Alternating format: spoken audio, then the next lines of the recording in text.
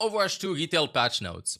We have the Overwatch 2 X Cowboy Bebop event. We covered this and another post that it's in shorts and stuff. And then we have like some general updates. They added Hero Mastery Gauntlet, new game mode. We covered this as well. We care right now about the patch notes, like what numbers have changed, what heroes got buffed, what heroes got nerfed, stuff like that. But before that, I see that we have something called competitive play updates. Competitive placements and overview will now be displayed before hero progression at the end of a competitive match. Competitive rank range has been added to the scoreboard so players can view the rank range of a match at any time.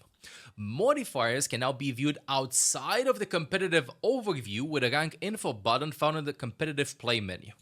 A new modifier called the motion protection has been added to the competitive overview to notify players that if they lose another game, they'll be demoted to the next lowest division. This is great. These are some quality of life changes, my opinion, to like the information that you get after you play a game of ranked. So literally you will be able to see your hero progression.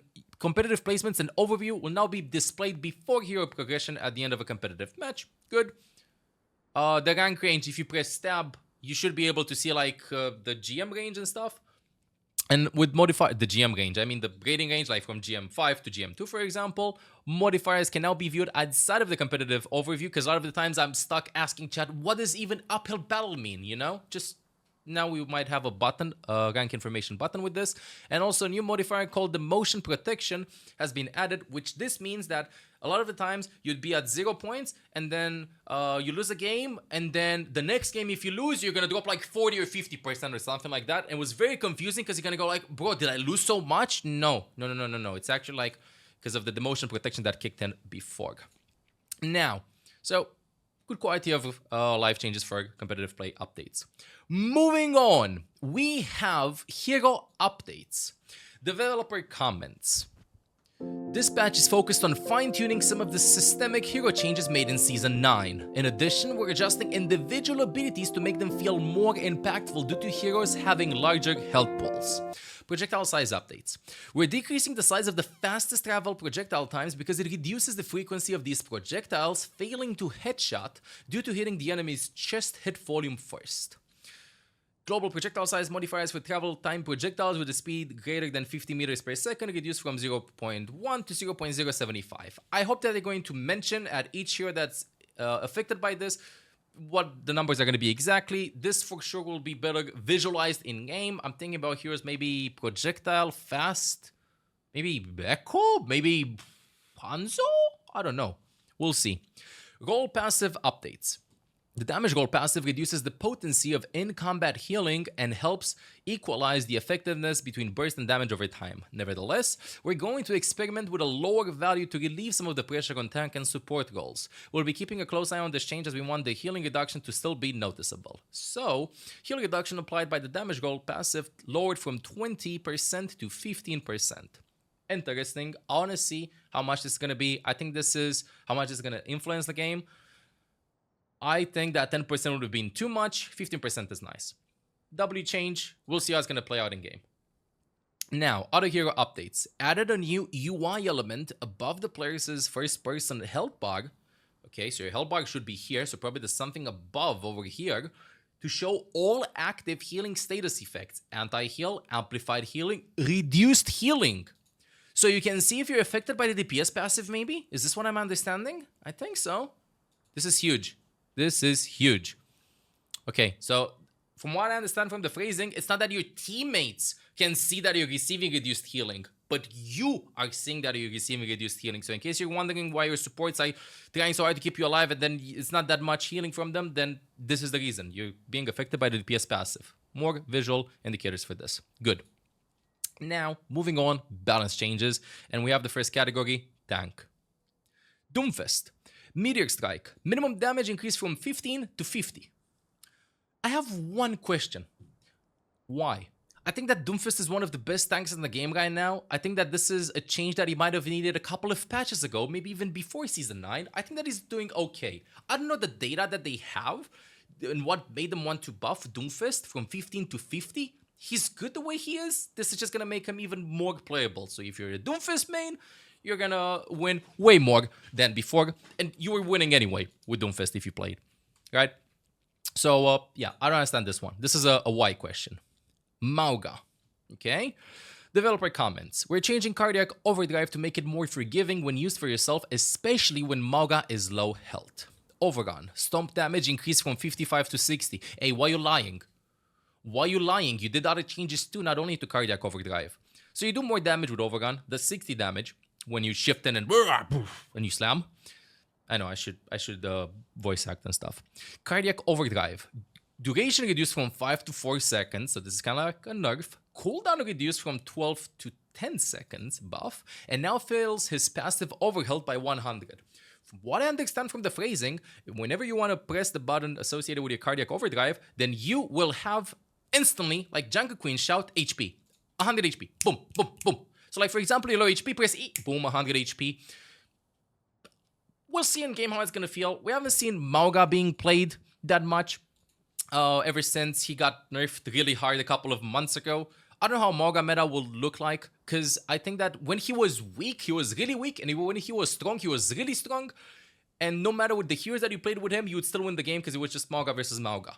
Maybe this is enough to make some team comps around him, and he's not going to feel that oppressive to play against. We'll see how it's going to feel.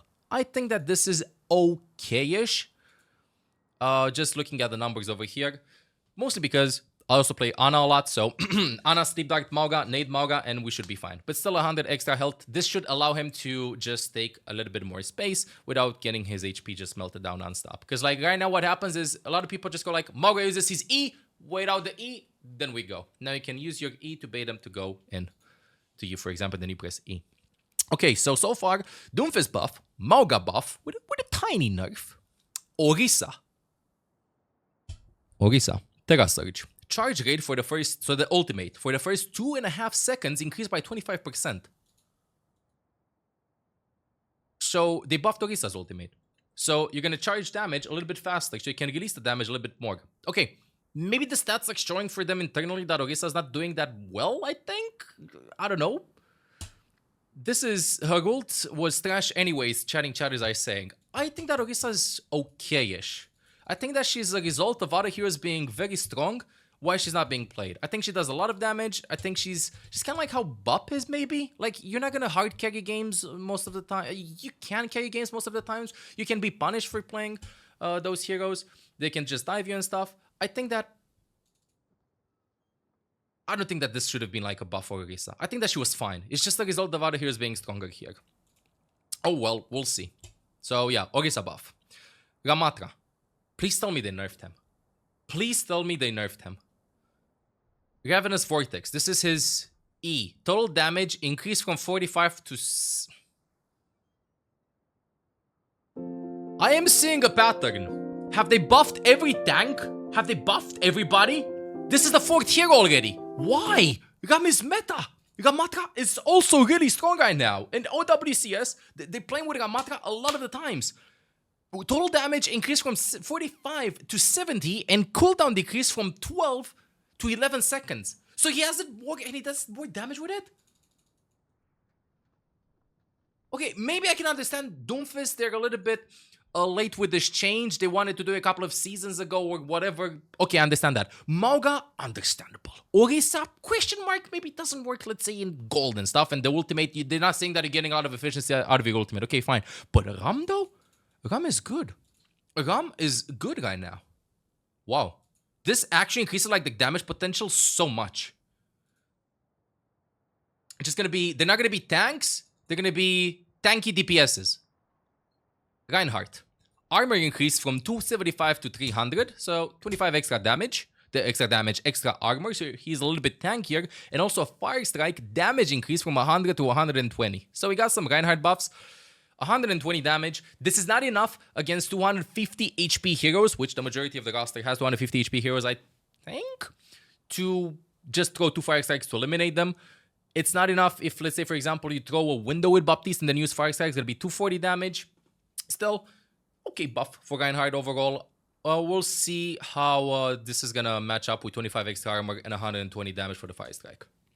Okay, I don't think they wanted to do 125 because they said that they want to avoid getting one shot. And if you go Baptiste plus Reinhardt with 125 to the window, 1 Fire Strike, that's a one shot. So maybe this is why they're doing just one. You gotta be 240 240 damage, you stay with 10 HP, you still have a chance at maybe surviving. So, okay.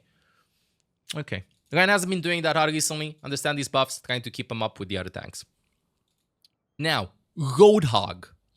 We're improving the consistency of the hook combo. Enemies are pulled closer to Roadhog and aren't launched as high when Pigpen activates, making the scrap gun follow-up shot more consistent. Chain Hook. The enemy final position distance from Roadhog after being pulled decreased from 4 to 3 meters. Oh, this is big. It means that they're going to be closer to you, which means you're going to be able to land more pellets from your shotgun, from your scrap gun. Pigpen, which means more damage and more possibilities of actually securing a kill. Vertical knockback on activation decreased by 43%. So this would, like the Pigpen, right now the combo is like you pull them in, they go in the Pigpen. Right now it's going to be just going to be some damage and moving them around just by a little bit. I don't understand how they got the number 43%, but I bet that they cooked something. They did some tests, I'm assuming, in which they went like, how can we make Roadhog be more efficient to like land the combos and stuff. So this might be pretty big. I'm not a Roadhog main, but this does sound that it's going to be way easier to secure kills right now. These are all the tank changes. Okay, we'll see. So we have TLDR for tanks. Buff, buff, buff, buff, buff, buff. Tanks got buffed a lot. With a small nerf to Mauga. From 5 to 4 seconds with a duration. Moving on, DPSs. Please, Tracer nerfs. Please. So, let's see. Damage. Hanzo. Okay, Hanzo hasn't been doing that good recently. I'll be honest with you. We're reverting the previous change to the base projectile size of Hanzo's arrow and replacing it with a general global reduction which affects all travel time projectiles with a speed greater than 50 meters per second, resulting in Hanzo's arrow projectiles staying the same total size as before this patch. Base projectile size is increased from 0.075 to 0.1 meters. The total projectile size when combined with the general hero change is still 0.175 meters. Can somebody please translate? I don't understand this. Does he do the same amount? Does he have a bigger arrow or like a smaller one? What does this mean? No change. So nothing changed. That's what it means. So they didn't do a change. That means nothing changed. Okay, thank you for the translation. So, yeah, Hanzo didn't get nerfed and didn't get banned. So it's the same. Okay, big round of claps. Wait, claps. Thank you. Okay, all good. I think that he needs a little bit of help, maybe. Moving on. May. Nerf. Please. May nerf.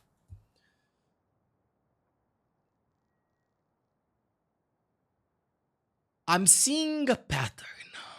Ammo increased from 120 to 140. And Cryo Freeze heal per second increased from 50 to 62.5. Okay, so May is buffed. She has more ammo, more damage. Honestly, one thing that I'm seeing in Season 9, this is not necessarily about like May or like DPSs and stuff. I'm seeing a lot of the times that reload management matters a lot. So I'm expecting in the future, heroes to receive more ammo or decrease reload time. Because if you watch a lot of players play right now, you're going to see that a lot of the times they're just stuck reloading nonstop. Maybe this is what they saw with May too. Maybe they went from 120 to 140, make sure she has more ammo, not stuck in reloading and stuff. But still, May was okay, I think, damage-wise in what she was doing. Now she's going to be even better over here. Okay, moving on. Reaper. Ultimate. Damage per second increased from 170 to 185, and ultimate cost decreased by 12%. So, we have Reaper buff as well. Dude, I think that everybody got buffed. I think that we should stop reading the patch notes, honestly. I think that everybody just got buffed. Okay, my opinion on this. I've had some games in Grandmaster and Top 500 where it was really hard for Reaper to like get his ultimate and stuff. And I'll be honest with you, Reaper ultimate is pretty counterable in GM. You can Suzu, you can speed boost away, you can boop, very easy to keep track of that. But I bet that it is very frustrating, maybe in gold or maybe in plat and stuff, when you use your ultimate, then nothing dies, and that's an ultimate and stuff. This is what I'm thinking they wanted to do over here with a Dead Blossom. So they just increased the damage a little bit, ultimate cost decreased as well. Reaper's gonna be a little bit better than he was before. I think he was still okay with just not as strong as Tracer, and D.Va's good against Reaper too, and D.Va's also strong. And wait, no, D.Va nerf, I just realized. Okay, let's continue. Sombra. Virus deals critical impact damage when it hits hacked targets, and this change makes using it as a follow-up more compelling. The Translocator now destroys breakable objects, preventing Sombra from teleporting a shorter distance than more expected. So rails, chairs, stuff like that. Ooh! Can we get that with all heroes? In competitive, you can just completely ignore the railings and stuff. This is good, because like a lot of the times, oh my god, that's so frustrating. Imagine playing Sombra, you escape it, then you throw the Translocator, and then it gets stuck in a fence, and you go like, oh, break the railings. Good change. I did not know that I wanted this. This is a good W change. Okay, Virus impact damage increased from 10 to 25. Okay, fine. I mean, I'm not seeing Sombra being played that much. It's just 15 extra damage, I guess. And Translocator destroys breakables while in flight, and EMP ultimate cost reduced by 8%. Okay, so I feel like they're adding slowly but surely numbers to make sure that the heroes are going to be pretty strong. A lot of small changes so far. Oh my god, this is so long. I mean, it still has the other one. Critical Virus means 50 damage. Hack targets. Oh wait, hack targets double the impact for like 50 damage. Oh. So anyway, continuing, moving on. moving on. Symmetra. Okay, Symmetra needed buffs, my opinion. Symmetra needed buffs. Photon projector, I mean. Oh my god, how many buffs did she get? Primary fire damage per second, so her left click, the beam, the bzzz, from 60 to 65 increased, scaling with each stage. The new maximum damage per second is 195. Okay, so she can melt through health pools a little bit easier because more damage right now. Sentry turret, health increase from 30 to 50. No. Damage per second increase from 25 to 30. Okay, melee does 40 damage now. You will not be able to melee the turret. It's 50 damage. How much damage does Kiriko do with a kunai? Oh my god. It's gonna be so hard to destroy the turrets. 145. Kiki does 45 body shot. So Kiki needs 2 kunai to destroy the targets. Okay, I want to see the support buffs. That's all I'm saying. I want to see the support buffs so far. Okay, I'm okay. This one, understandable. Big health pools. This one, I don't know why they went with 50 instead of 40. Maybe they could have changed to 50 afterwards. This is a huge buff. It's going to be pretty hard for a lot of heroes to like destroy the targets with the breakpoints and stuff. Like for example, just Kiri does 40 or 45 body shot damage. So it's going to do, you need like 2 kunai to secure this. And also damage per second increase from 25 to 30. Okay, can kind of understand with the health pools. This change, just 5 damage. Teleporter, health increase from 50 to 100. And shield increase from 150 to 200. So what this means, my opinion, is that if you want to TP somewhere, you will TP over there. This means that the teleporter will have 300 HP. You know, right now, like, if Sim wants to teleport somewhere, everybody's gonna be ready to destroy the teleporter. Right? But you need 200 damage, and sometimes people still TP through, and then you break the TP. Oh my god, these changes are pretty big for Sim. These numbers are huge. These numbers are huge. Wow. Okay, just giving you a small tip. This is for everybody. I'm thinking about it too. Whenever you're going to see a Sim being played, focus the TP. Focus the TP when she TPs in. That's 300 damage. Everybody has to shoot the TP, honestly. Wow, that's a lot. Torbjorn. Target damage increased from 11 to 13. Oh, everybody's getting some small... Everybody. A lot of heroes are getting some small number changes. Why though? Maybe he's not being played that much. I don't know. I think Torb's fine. Torb's fine. Wait. Where's Tracer? Wait, let's go again before I get to supports, okay? And we see hopefully the support buffs. So Hanzo, no change. Mei, buff. Reaper, buff. Sombra, buff. Symmetra, buff. Torbjorn, buff. No nerfs. Okay. Alright, chat. Let's move on. Support. Maybe the Tracer nerfs don't show up here. Support. Before we move on to support, I just want to mention this. Supports got kind of buffed a little bit. Okay? Kind of. They got buffed because of the heal reduction applied by the damage roll passive lore from 20% to 15%. So the numbers are going to increase healing-wise because the healing reduced on targets that you're trying to heal on targets that are being affected by the DPS passive went from 20% to 15%. So I'm expecting maybe some buffs on some heroes, maybe on Mercy, for example, or Gonilagi, but I'm not expecting like a huge amount because it's just maybe they just want to see this. But I want a lot of fun too, so let's just scroll down and let's go. Ana. Biotic Grenade. Explosion damage and healing increased from 60 to 90. That's it. No bullet change, no bullet chamber change, no reload speed, no reverting from 70, she does 17 healing and damage right now to 75.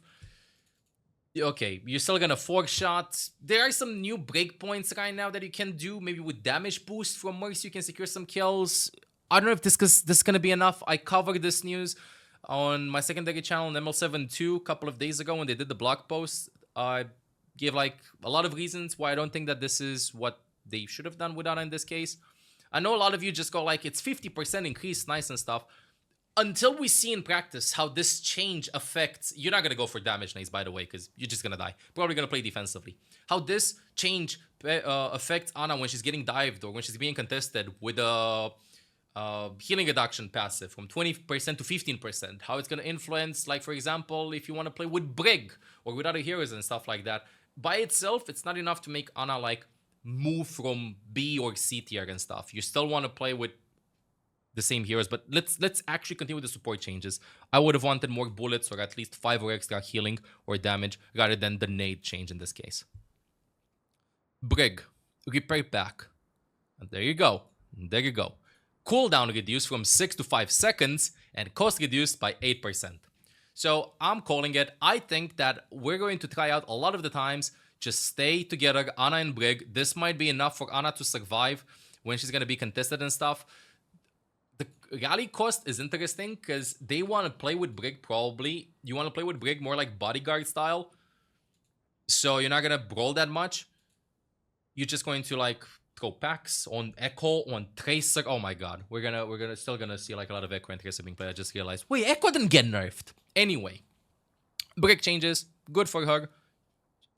You kind of don't want to play Brig right now. Like, she's okay, but you have better options, like, before this mid-season patch. This should definitely, at least this combo, might be played a little bit more. And we'll see how it's gonna go. But this is also, like, a help for DPSs that directly benefit from Brig's E. Heroes like Tracer and Echo, which are already incredibly strong, will probably continue being played because your pack is going to be available 1 second earlier. Moving on. Ilagi. Okay, developer comments. We're adjusting the firing cadence of the solar rifle, making it more responsive to use and increasing the damage per second, but not the burst damage. So you'll still need 2 headshots and a body shot to secure a kill on 250 HP targets. Solar rifle. Wait, that's it? That's it. Primary fire recovery time reduced from 0.3 to 0.2 seconds. And maximum charge time reduced from 0.7 to 0.65 seconds. Okay, I'll be honest with you. Numbers, mathematics, calculations. I want to see how this feels in game, how strong it is or not. But somebody in chat already did the math from 75 to 88 DPS. I want to see how this is going to feel like in game, okay? Because it's 0.2, 0.05, 0.1. See how it's going to feel like in game. But I was expecting also with this maybe an ammo increase buff. Maybe an ammo increase buff. Maybe she would get like 2 or 3 extra bullets. Maybe faster reload time. We'll see how it's going to feel. We'll see how it's going to feel in game. Too early to say. I don't think this is going to be enough. My opinion. Just by reading this, I might be completely wrong though. Maybe healing buff. Maybe pylon buff. Maybe ultimate buff. Maybe more ammo. Maybe, again, a lot of stuff like that. Because yeah, you can shoot faster and stuff. But that doesn't mean that the bullets that are going to be landing, you might be remaining without bullets. Okay, wait, before I move on, actually, I had somebody in chat, a very reliable source, has been here for the past 6 or 7 years. Umagi said something about BOP. Could you please copy-paste again the BOP change in chat? And I'm going to be reading this out loud, because that caught my eye, Umagi.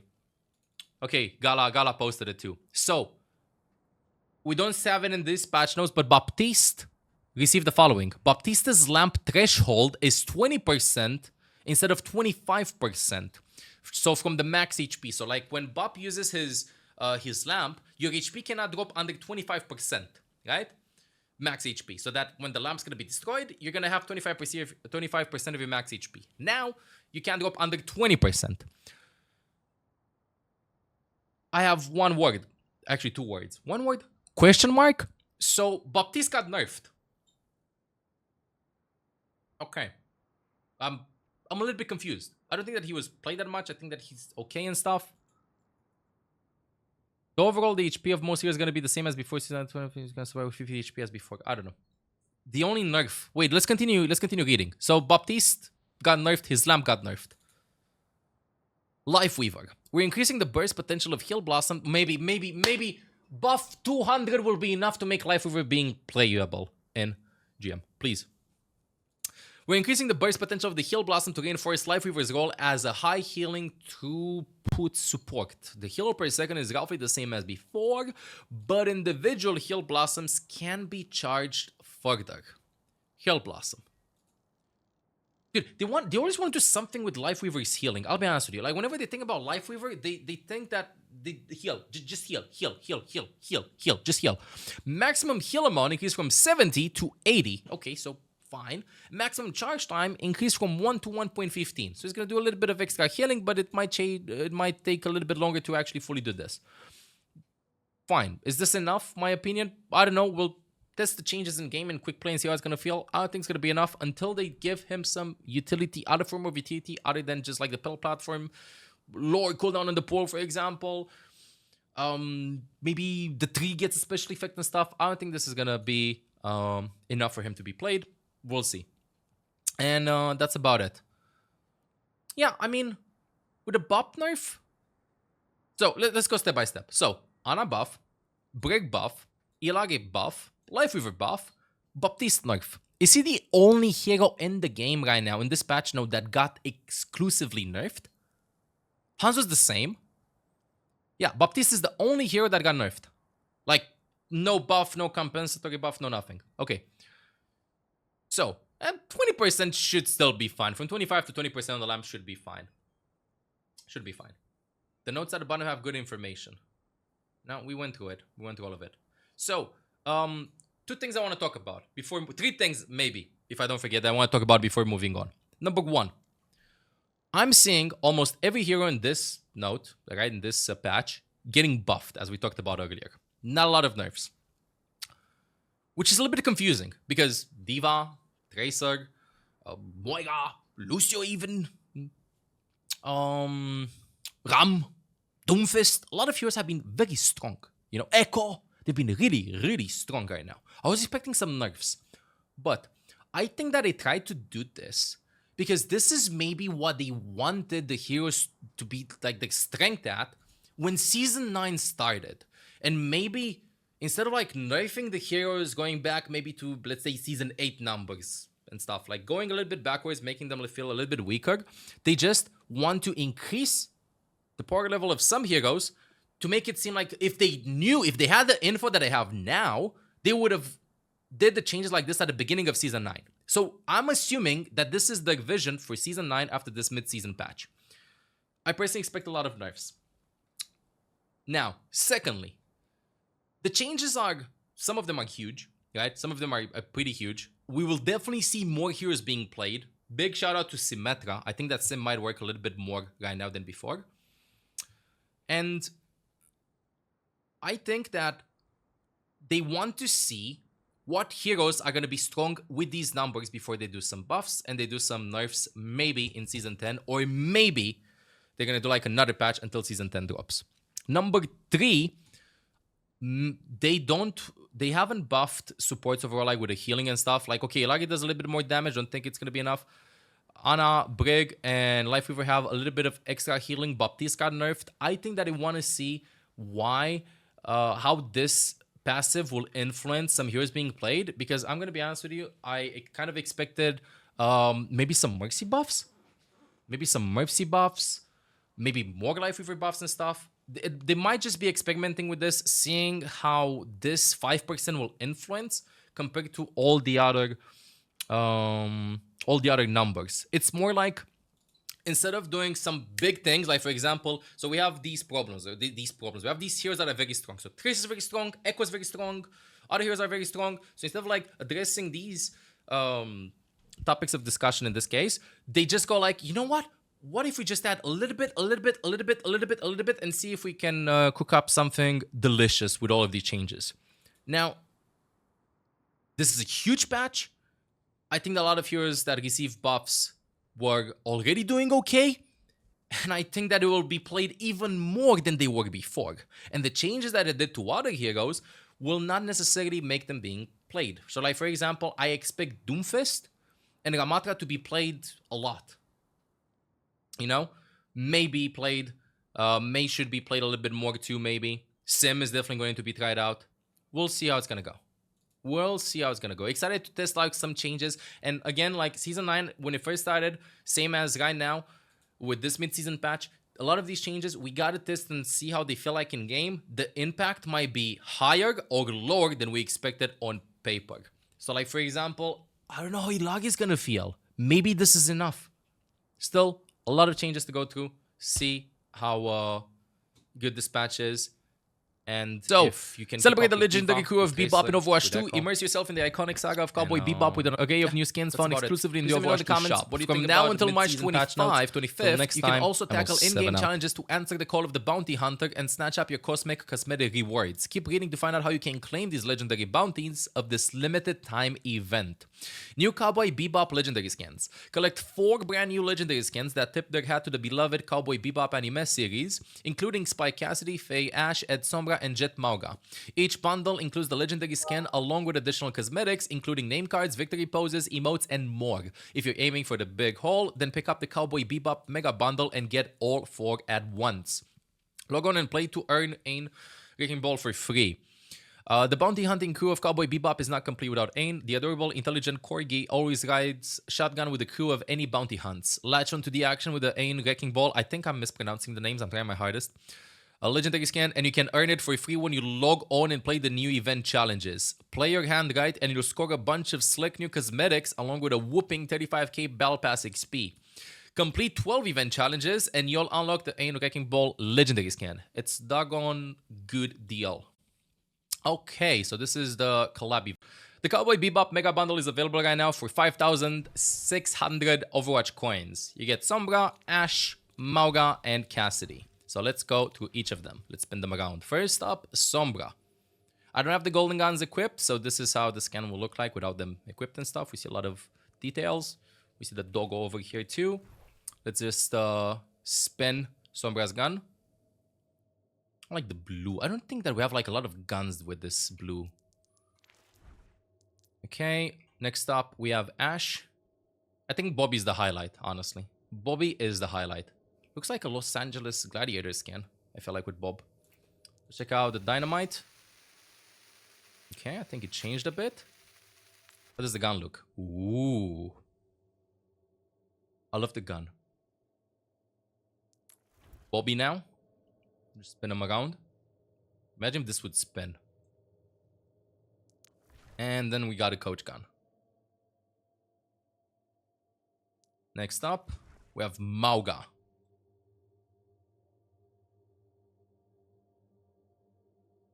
Not my favorite Mauga skin.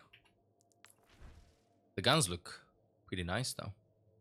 Trying to see if there's like a model over here. Of course, like we have a bunch of details. Overwatch skins have a ton of details. What is this? Oh, his arm. Let's check out the next one. His second gun. More yellow elements added to them. And now we have Spike Cassidy. Bebop on the belt. Love the hand too. The pistol looks sick. Okay, let's check out here. Honestly, I'm looking at the pistol. For me, the highlight of the skin is like the pistol and stuff. Oh, I thought that this would be spinning. Curious to see how this is gonna look like in game. Okay, we have 2 highlight intros.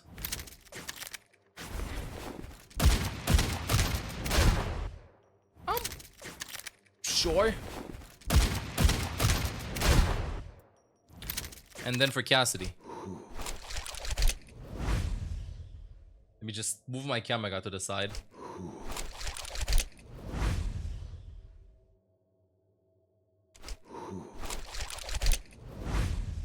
Not my favorite highlight intros. But, what's this?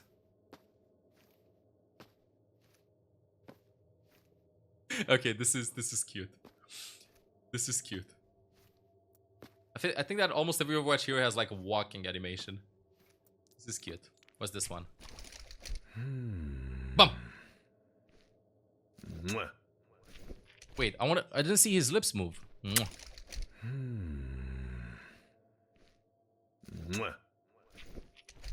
Okay. And victory poses. This is for Ashe. Wait, Ashe has 2 victory poses. Ooh, okay. This might be her best victory pose. This might be her best victory pose. Looks good. Love it. 2 weapon charms. A bonsai. And a swordfish 2.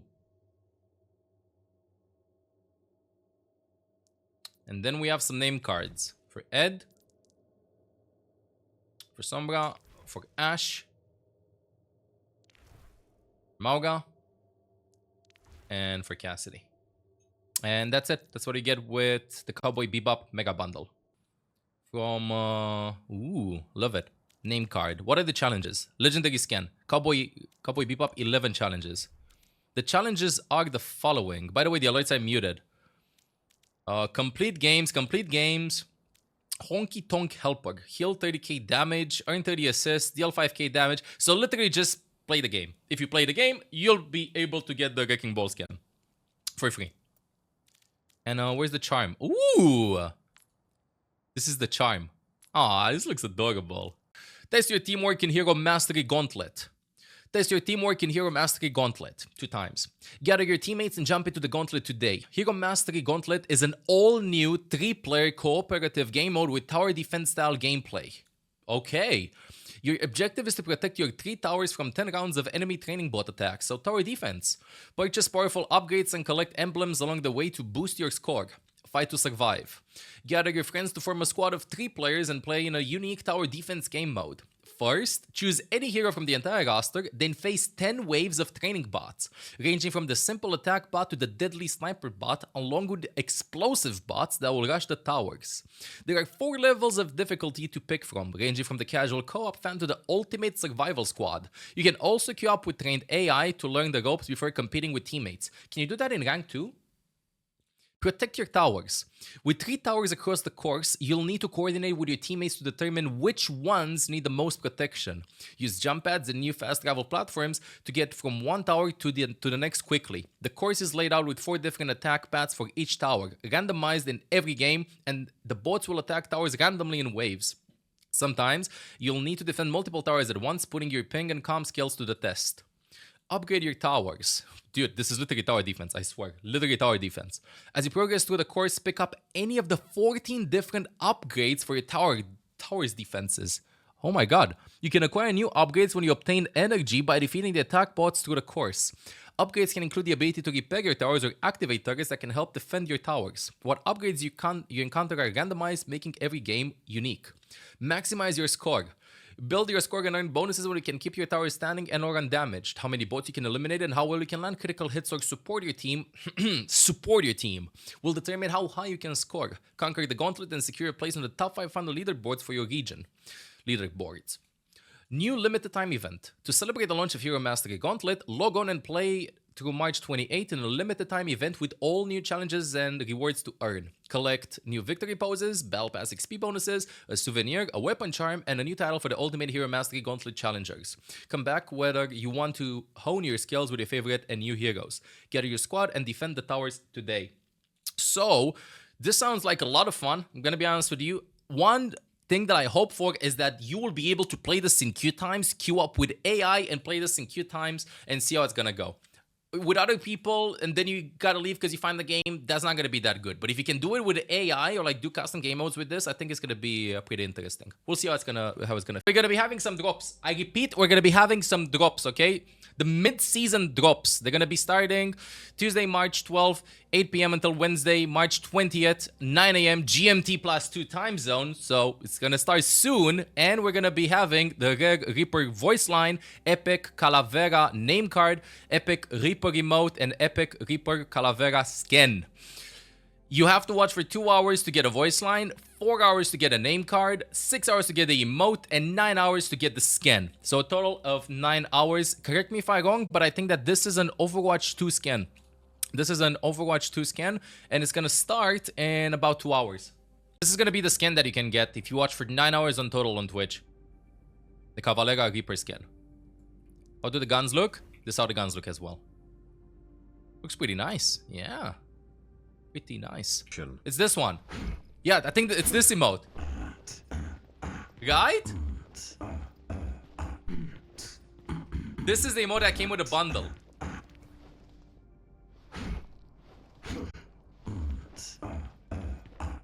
Honestly, this is the only Reaper emote that I bought on my main. I love it. I love it too.